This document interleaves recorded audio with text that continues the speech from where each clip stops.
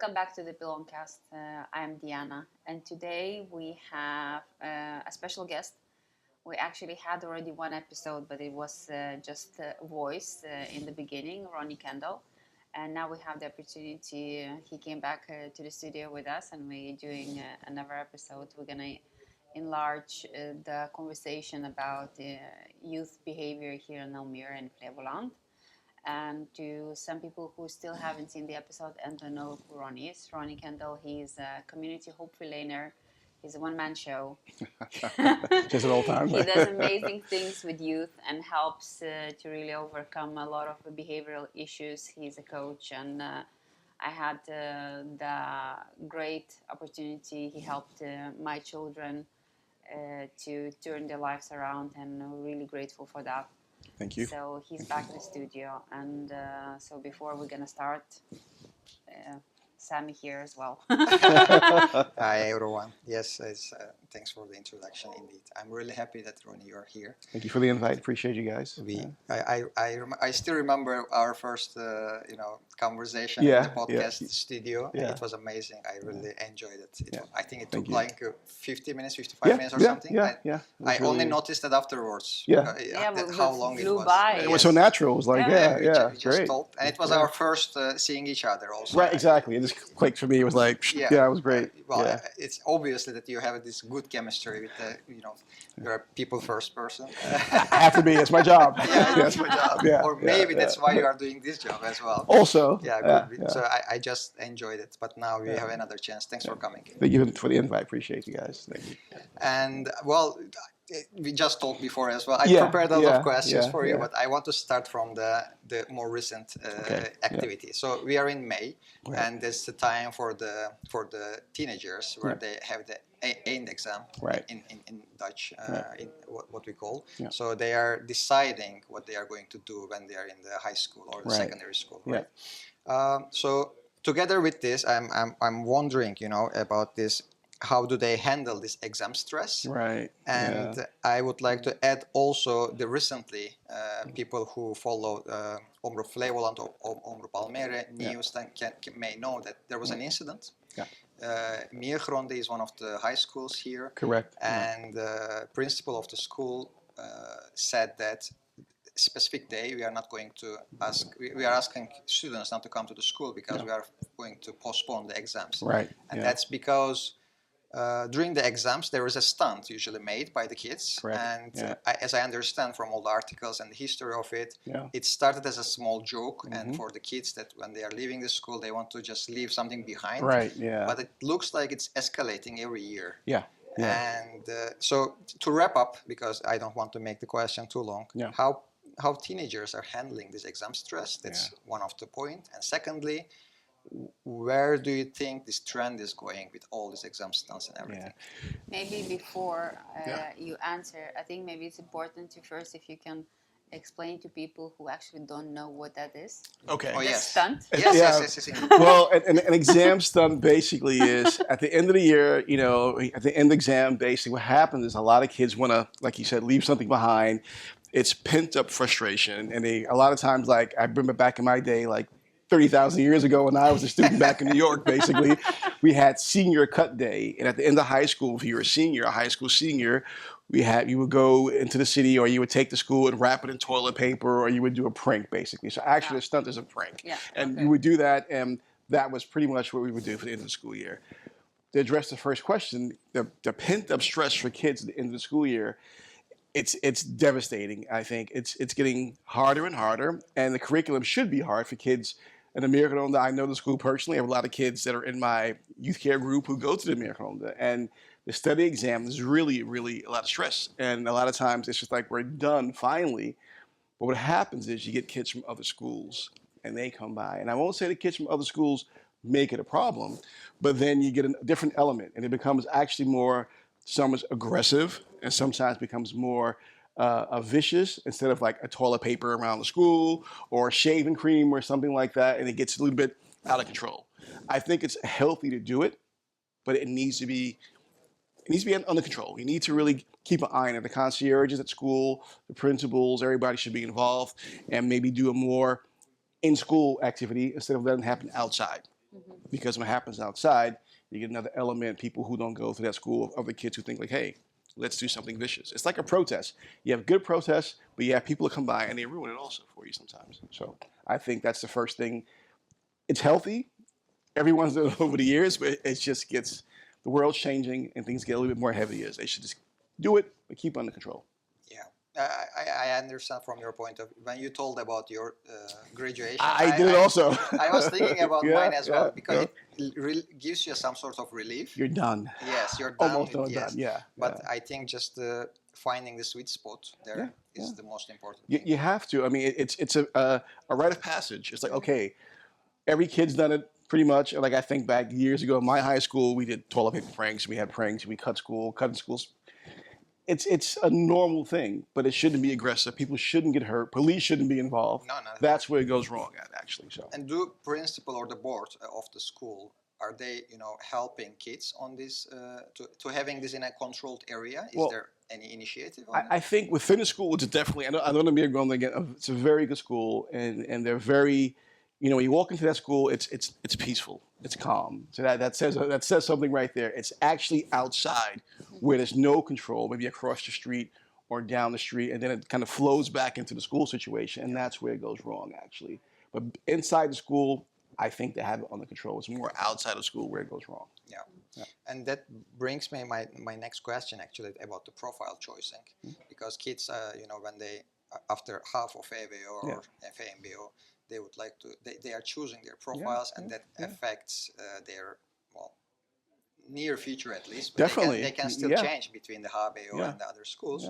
But so I'm thinking about they are still young, and they have to choose. They have to, we are putting some stress on top of on them. A lot of stress. I'm thinking on behalf of international parents right. here. Yeah. So how they can help to their kids about handling this pressure. Because high likely they didn't have this profile choice. Or differently. Or differently. For the country of origin, it's always different, actually. Indeed. So, So they may not know the real dynamics, like the stunt and all. So how they can help their kids? I think profile choices, if I think, as an international, I said one of the parenting meetings a while back, always talk to the mentor. The mentor is one of the most important people in school. A mentor knows exactly what a kid needs. As parent, be involved. Go to the mentor, say, hey, listen, what do you advise? What are your choices? A lot of kids have to go, for instance, to the ROC. You have different ones. You have in Almere. You have also in Amsterdam, in Hilversum.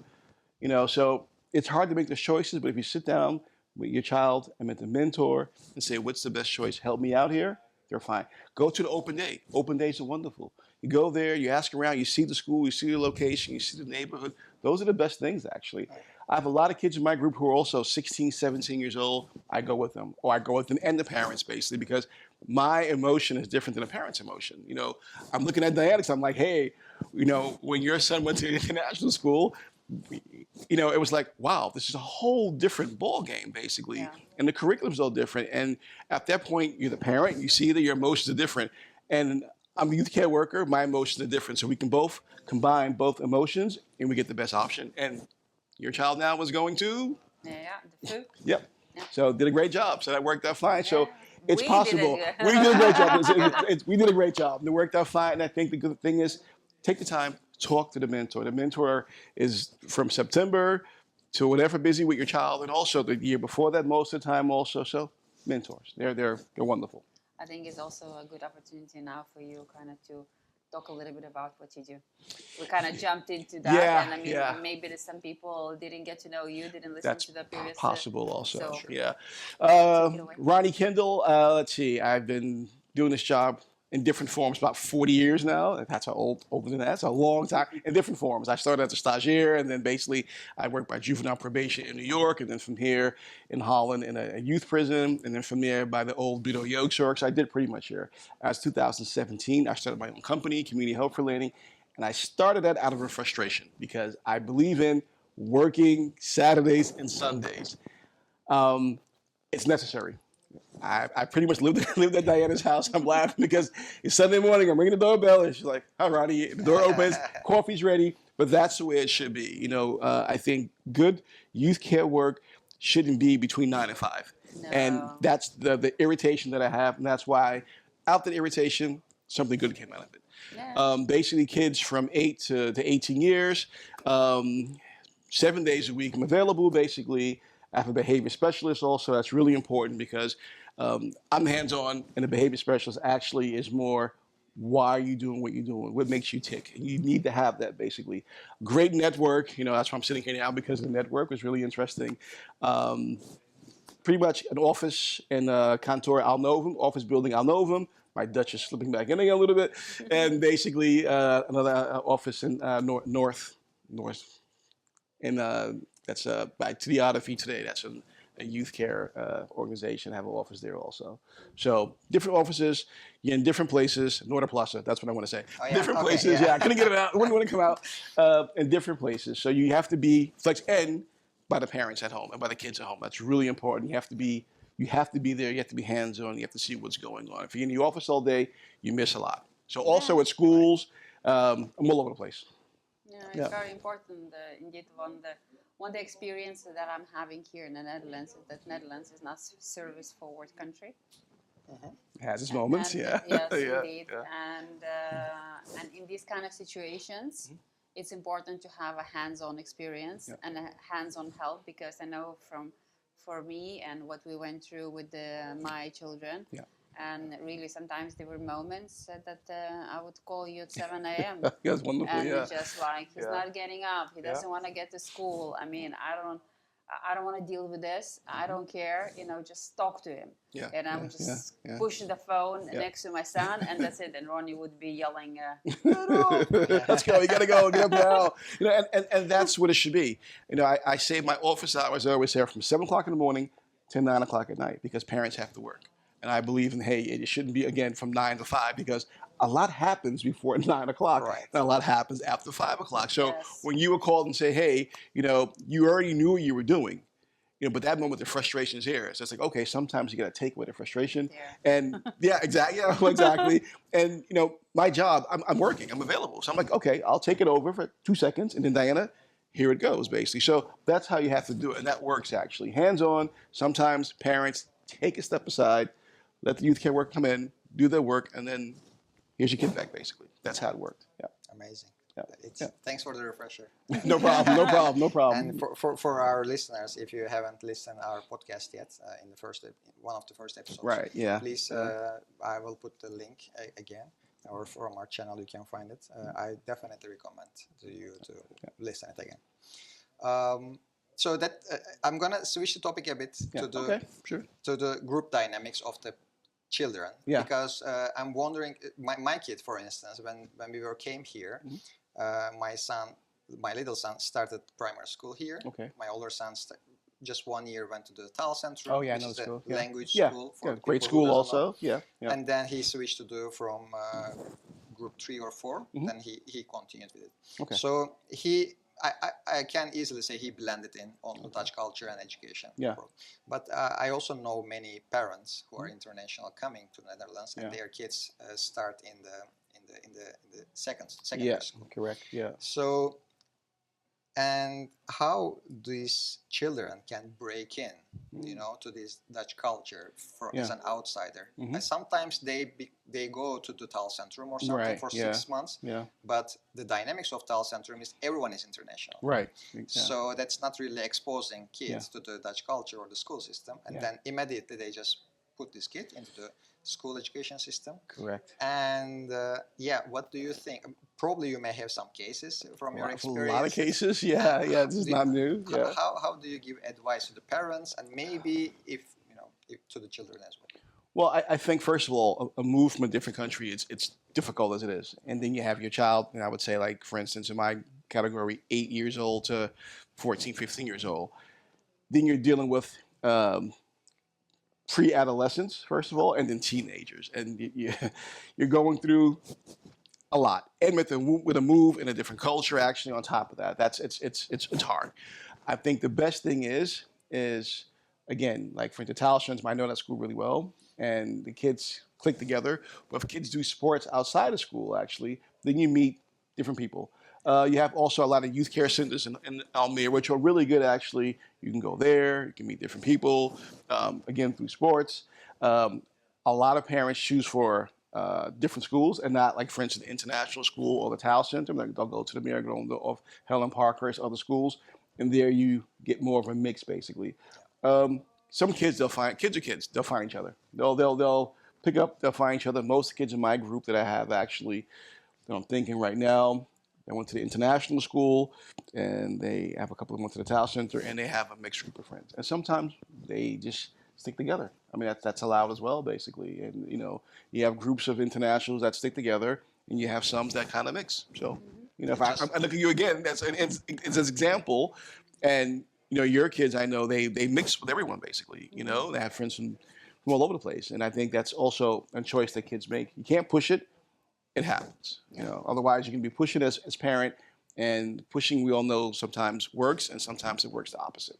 No, that I understand. Yeah. But there's also, a caveat for parents, like, because Dutch people are direct, blunt. That's that's part of the culture, right?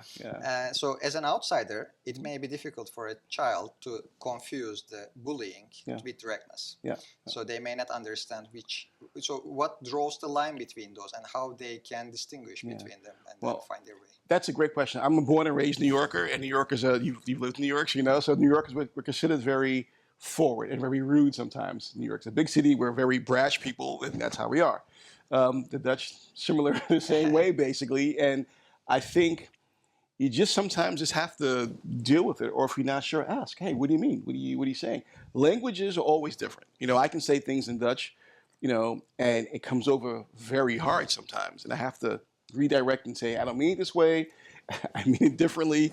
And then it's like, oh, okay. But I think with parents, especially if like I have parents now I'm thinking about in my group who don't speak English really well, and they don't speak Dutch very well. So that's a challenge sometimes, especially, the Dutch society is very harsh sometimes, and it's like, it's like American society. You gotta survive. You gotta work. It's a fast-paced society. So sometimes you just have to really just take your time, pace yourself, check, double check, and usually you're fine. But don't force it on yourself. If you don't speak Dutch in the first year, you don't speak Dutch the first year. Don't let anybody push you. Take your time. It happens. It took me years. I'm still learning. So it's like So I can easily say that children, well, at least parents can encourage their children to be, self-confident. Definitely, yeah. And then be open to it. At your own tempo. Yes. Take your time, because then you have, like, learning a new culture, studying. It's a lot. It takes a lot of time and then you're drained. And a lot of kids sometimes, and then you're pushing them. And understand, you want your kid to mix and integrate with other kids, but sometimes just take a step back, let it happen. It's difficult, right? Because parents also came here. They are trying to find their way, navigate new work, new culture, new language.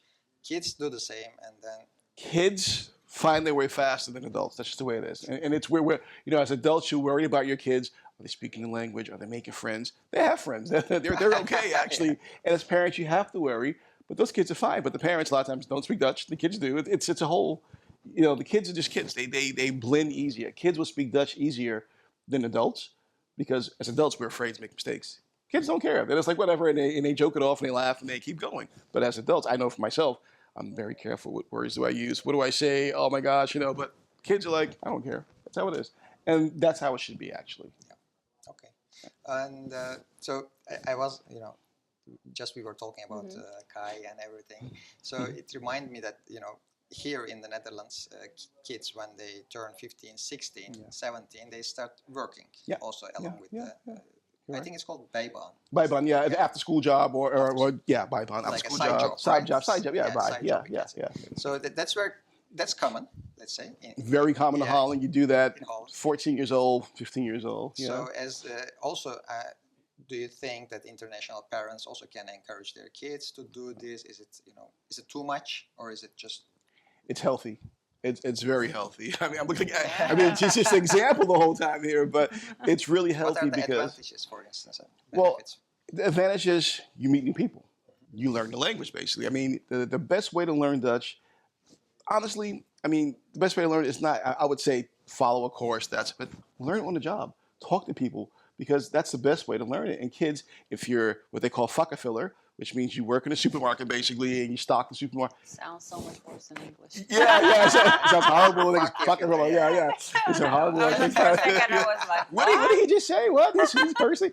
But it makes a difference, and then you learn and you meet people and you learn society that way. And if you work, you pick up the ways you learn. Yeah. I mean, when I first came to Holland 10,000 years ago, I mean, my first job, I worked. I was older. I was an adult, but I worked actually for Nissan, and I would drive the cars off the boats. And my coworkers were all Dutch, and also Japanese as well. But I was like, okay, I'll be Dutch. I'll learn, and I learned the Dutch culture that way, basically. And I think for parents, international also. A job is difficult, but usually you start with a supermarket or you start with something like that easy, and then you build up to it. So. Just for people who don't understand, filler, Yeah. it's actually a person who fills the supermarket shelves. Yeah. with the produce. Yeah. It's not how it sounds. It's not something different, but it's safe word. Yeah. Disclaimer alert. Disclaimer alert, exactly. I'm glad you said that, Diana. Yeah, thanks. Yeah. And as a follow-up question to this, Ronnie, do you think earning their own money at that age helps in any way the relation between the parents and the children? It's the best thing a child can do is get a buy bond or a job, actually a side job after school. In Holland, you're allowed to work a certain amount of hours. You have to check that. 14 years old, 15-year-old, 16-year-old. There's strict rules about that. Yeah. That's good. But I think I have, if I look at my group now, I have kids who are 14 and they all want to ride the scooter and deliver. That's the end job. They all want to do that. A lot of parents are against that. I'm double on that because I always say to parents, well, if it's not after 8 in the evening, and if it's a lot of times it's cashless, then I'm okay with it. But if you're a certain age, that's at night, and you don't have a scooter license, then don't do it. Because if you cause an accident, as parents, you're responsible for it, yes. And you want to make sure it's safe.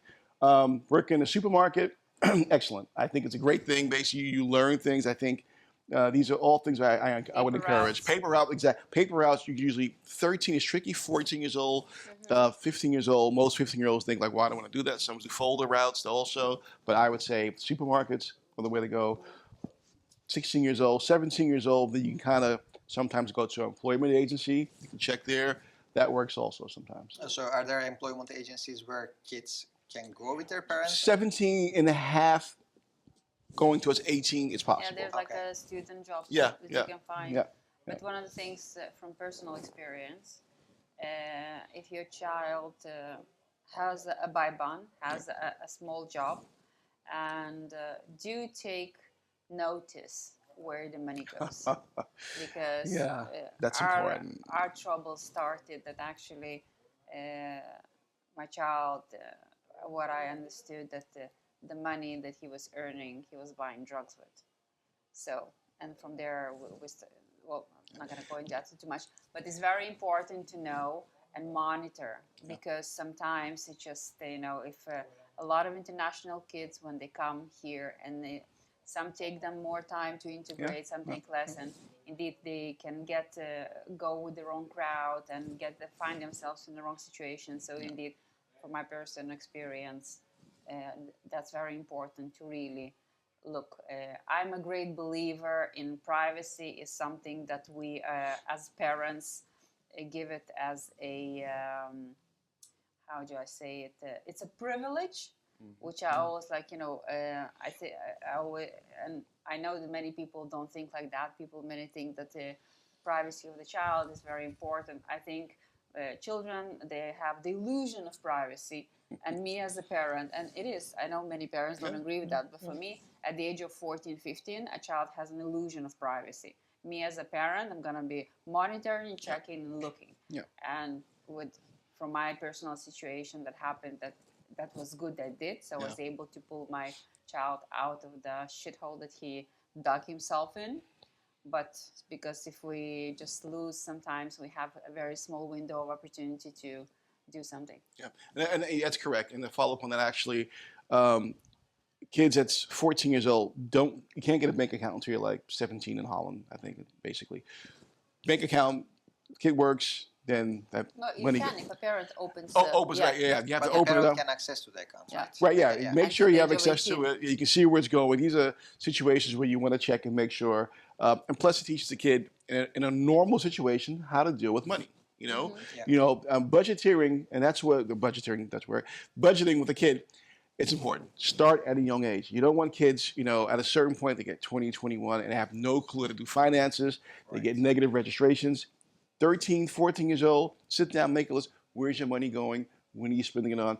Don't use Klarna, all those kind of places. I just wanted to say, talk about Klarna. Yeah, Klarna. I have like 6 kids in my group. Who doesn't know, Klarna is one of the, when you buy on bol.com, let's say, for example, you have a possibility to pay straight away or use Klarna. Klarna is like this company that actually you only after you purchase something, you don't have to pay it right now. You receive an invoice and then you need to pay for like a credit card. Almost like they offer credit cards now. Also, Klarna, they do. But and a lot of teenagers actually use that service because they think, I'm buying for free, right? Because then the invoice comes, and of course they don't pay, and then another invoice, and then there's no end to it. And of course, it's exactly. It's buy now, pay later, and I mean, if you're responsible with it, that's fine. But most kids aren't responsible with it, so you buy it and you think, oh. It's free money, and most kids can't really deal with. A lot of adults can't deal with that. Basically, kids have a hard time as well. So those are the things. Actually, check. That's another parenting moment for next time. But check, make sure it's good, make sure what your kid's doing. Responsibility is really important. Internationally, rules are different. Check it. There's also now you have the international community. You can ask questions, how things work. It's covered basically. So I would say my advice would be, if you don't know, international community, there's someone who's available out of there to do that, you or contact with you guys, and you guys explain how that works. So that's really important. Yeah, we had last year, we did the sessions, we actually had the series that Ronnie led, and we had also a child therapist session. We talked about, it was called Parenting in the Netherlands. Yeah, correct. And actually about various behavioral issues that happen and what help is available. And we're going to kickstart it this year as well, maybe from September, we're going to go through that. And indeed, Sam, we're going to put under, if you have some questions, please feel free to reach out. Yeah, great. I always remember what you said before, that as long as you are paying the rent, you can do, you are the boss. Listen, it always sticks to me. I have this conversation daily. My parents came into my room. I'm like, your room? I'm like, you're just a guest. I'm like, as long as you pay your parents, you pay the bill, you're the boss. Yeah. That's it, plain and simple. And people would say, well, the boss, that sounds harsh. All right, then you're the parent. You're the parental person that decides what happens. That's another session, but like a lot of times, and parents are like, I don't feel comfortable checking my kid's room. That's a whole different story. But also check it needs to be checked, because you know what? There's also a thing called bullying, and kids get bullied. I think you should go into the iPad and look and follow what's going on. You should check and see, hey, who are your friends? That's also being involved in your kid's life. That's normal things, but that's for next time maybe. So okay. So back to teenagers. So in the secondary education, recently there are lots of news that schools decide whether kids can have the phone with them or not. In the primary education, it is clear that they have to leave their phone when they're entering to the school and then take it back. So that's fine. In the secondary school, that wasn't the case, but more and more schools are starting banning. So there are more and more ban of the phones. So how do you think the kids are handling this? It's a small. It could be a big addiction, a telephone. I mean, as adults, we also a lot of times are on our phones, and it is. I mean, I'm being very polite here, but I think for schools that do that, that's good. I think telephones at a certain point shouldn't be in the classroom. Now, my clients are going to hate me right now. Sorry, but it shouldn't be. It's because you're there, you're focusing, you're paying attention, and then what happens, for instance, you're doing your schoolwork. So what kids do is like, Mom, Dad, I need your phone for schoolwork. And parents say, oh, schoolwork. But after schoolwork is done, all of a sudden that child is playing a game on your phone. So it's like, smart move. But I think outside of school, you have to make boundaries, basically. Inside school, I believe phones should be collected. They should put aside. At the end of the school day, you get them back. It causes too many problems, basically. It's too much. It's a world of distraction right now, and it's a big distraction. It is. I mean, it as you said, it has internet in it. Yeah, yeah. When you're accessing to internet, you're accessing the rest of the world. Yeah, yeah. So, as a human being, we cannot protect ourselves against this. There's too much attractive things in the internet. Yeah, I've made the mistake of calling kids sometimes, like, Ronnie, I'm in the classroom right now. I'm like, oh shit, sorry, teacher, who is that?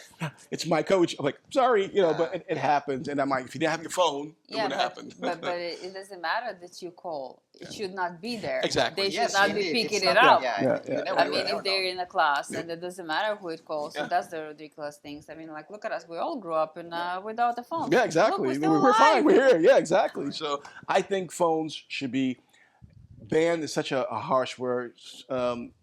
Restricted. Yeah. It shouldn't be allowed. And you know what? It should be through all grades, because sometimes one has it, the other one can't have it. Teachers are sometimes not clear. I've had also in different schools, and the kid says, well, sometimes the teacher lets have it in this class, but in the other class we're not allowed to have it, and that causes problems. And the kid walks in with his phone in science class, and he goes, hey, you got your phone with you.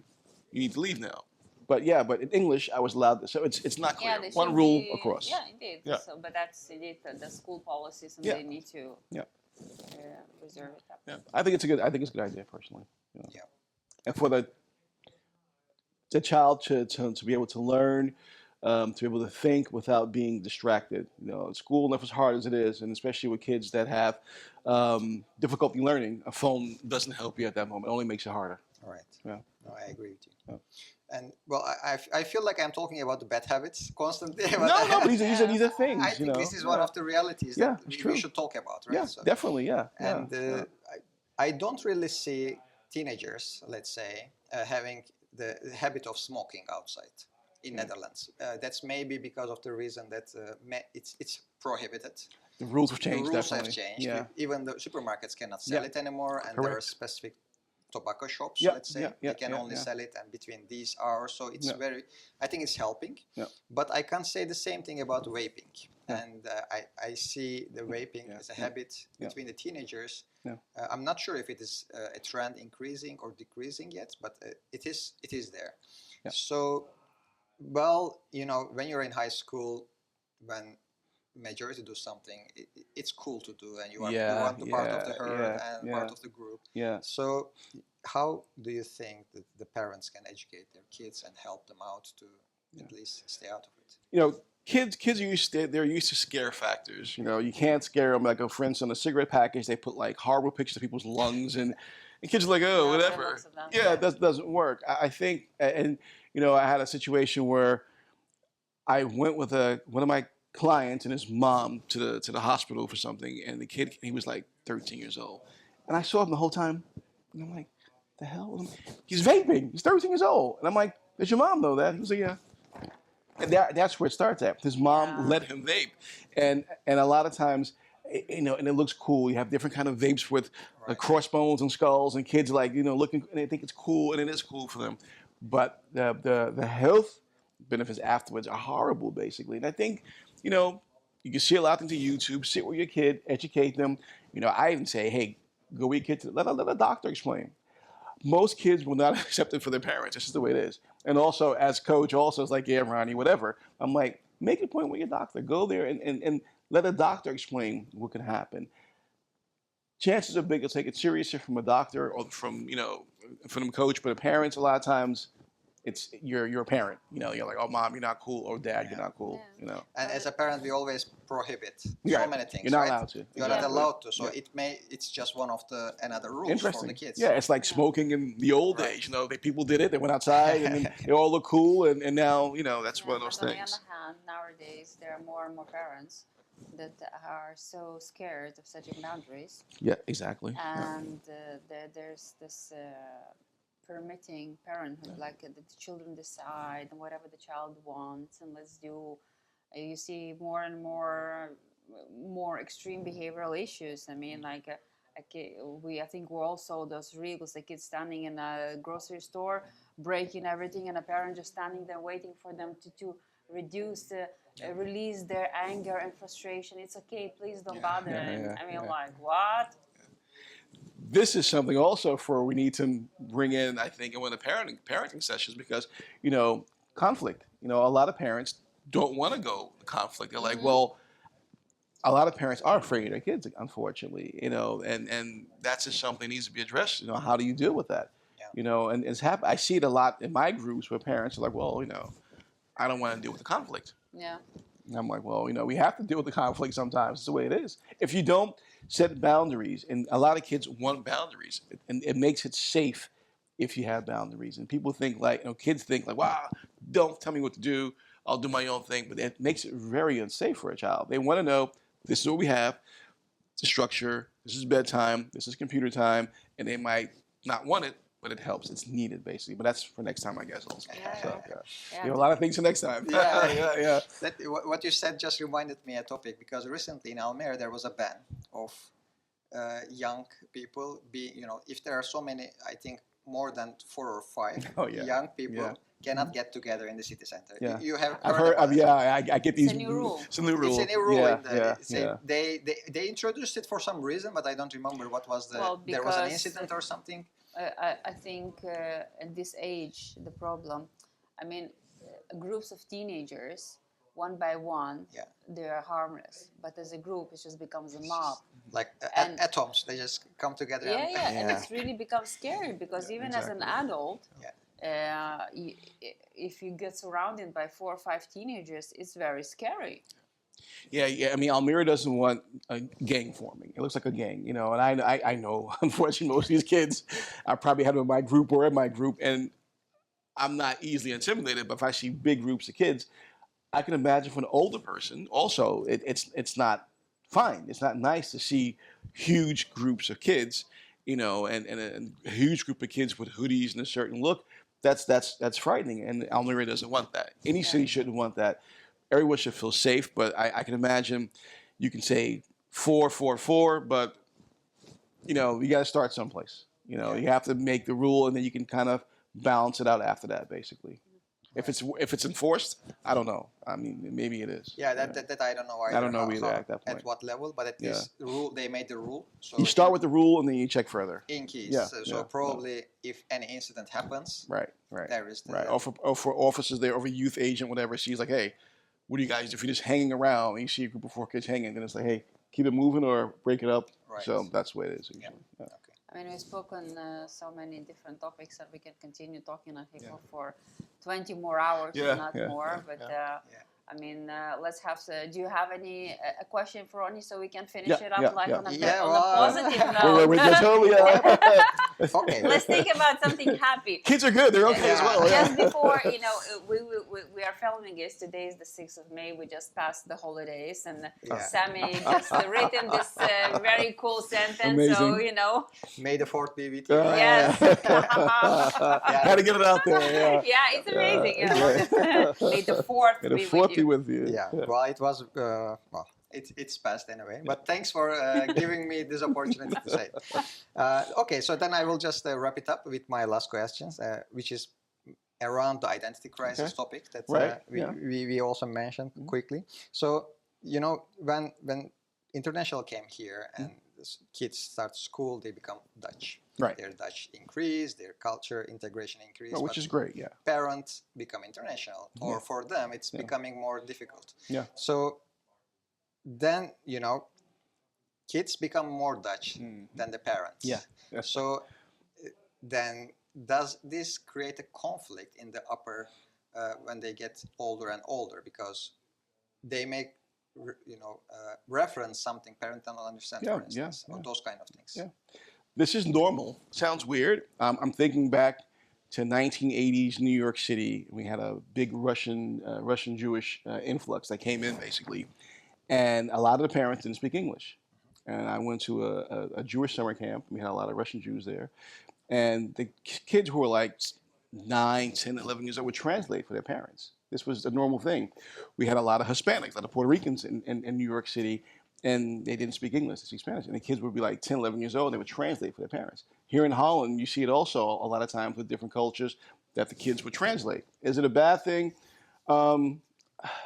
it's just the way it is. It happens all over. It's a cyclist that's never going to change. We get a lot of migration. You're going to get that basically until a person or parent learns the language. But what's funny about these kids, they at a certain point can speak better the language better than the native person who's there. And that's amazing basically because they have to do a lot. They have to translate. They grow up faster. Is that a good thing or a bad thing? Okay. But still, they learn a lot of things. Their social skills are totally different because they're translating for the teacher and they're giving us this information basically. It's not going to change. It's the way it is. I think we have to accept it, but we have to be careful that a child still stays a child and doesn't have to get this burden of always having to translate for a parent. But if it happens once in a while, it happens. I think it's a healthy thing actually. But I think for the question with a parent, like a lot of times, I'm trying to think different countries, whatever, and a child will come and be more Dutch than the parent. And the parent is like, well, I don't understand a lot of times the culture. You're doing things I'm not used to, but the kid's Dutch now. He lives here, he has Dutch friends, and let him be. But for the parents, you just have to accept it sometimes. You can't change it. That's actually what you want. The question is, what is integration? I mean, everyone has their own meaning, own feeling of integration. You integrate when you're ready. Yep. That's how it is. But I think with these kids, basically, parents come in, they learn, they see. I think for kids who are from different countries and parents of different countries, it's just the way it is. You accept it and you go along with it. And as a parent, I mean, I'm also an international parent, and I'm coming from Turkey. Yeah. So I think that we shouldn't force our kids either this or that situation. Yeah. So they can be both. Yeah. They can just indeed. So they can just blend in. Yeah. As long, maybe it's difficult for us to integrate, as you said. Maybe we will feel like ready to integrate years and years later. Yeah, it's possible. But kids are ready because their environment is accepting them. Yeah. So as long as they find it fine to just integrate, I think it's okay to support them and let them blend in. Well, in our parenting sessions, we had a lot of people from different countries actually, and for different countries. And basically, what would happen is a lot of parents say, I don't understand why my child is doing this. And if you're from a country where, say, for instance, your kids are vaping, for instance, and you see that here, Dutch kids shouldn't be allowed, but they are, then is that really scary? You're like, what's my kid doing? Oh my goodness, it's not going right. Or if a kid basically is eating at a snack bar, and then kid's like, well, why is my kid eating at it? It's all different things where it comes with the culture, and that's what Dutch kids do. That's what kids from all over the world do, basically, except it's different sometimes. So I would say, don't be frightened by it. I think kids, you want to keep the culture sometimes, because when you move to a foreign country, you become very close to your own culture. It's just a normal thing. We've all been there. We've all done that. All of a sudden, you're very like, okay, but that's normal. It's about, feeling comfortable. And people from Holland that come from different countries also, they do the same thing. We all do the same. It's human to do that. No. I think integration is the right word here, right? Because you can let your culture go and become the part of other culture also. That's also fine, by the way. I don't have any problem with this. No. You can be overprotective, as you said. Yeah, everyone's different. Yeah, everyone's different. Yeah. But I think kids are built different, and it's as a parents we have to just protect and support them. Right, exactly. You watch a kid, you keep an eye on them, you make sure they're safe. Safety is always first, basically. A lot of kids come in and all of a sudden they're very Dutch. Now, is that a bad thing or a good thing? Now you move to the country of origin, that's what it is, basically. So let them be. Just keep an eye on it, and make sure they're healthy and they're going to school and getting good grades and everyone's safe. But that's how it goes, basically. You don't really want to change that. Okay. Yeah. My last question to you, to wrap it up. So it's also just wrapping all conversation that we have. Yeah, definitely. Here in the Netherlands, the culture of the kids, starting from secondary school, also going to the secondary school, they make they choose the school. They go to the school with open days, and they make, now starting in Almere as well, they make a couple of choices. Right. Yeah. So, and then in the secondary school, as we just discussed, there's end final exams, and then there's profile choosing, and around 15, 16-year-old, they start bijbaans, side job, and it goes like this. So more, and opening a bank account, for instance. These are all things. Yeah. So they are getting the responsibility more and more right. in early ages, Yep. which may be different to some people coming from the country other origin. part of Right. based on the country origin. Right. So how can you, if you want to give an advice to the parents who are listening, so right.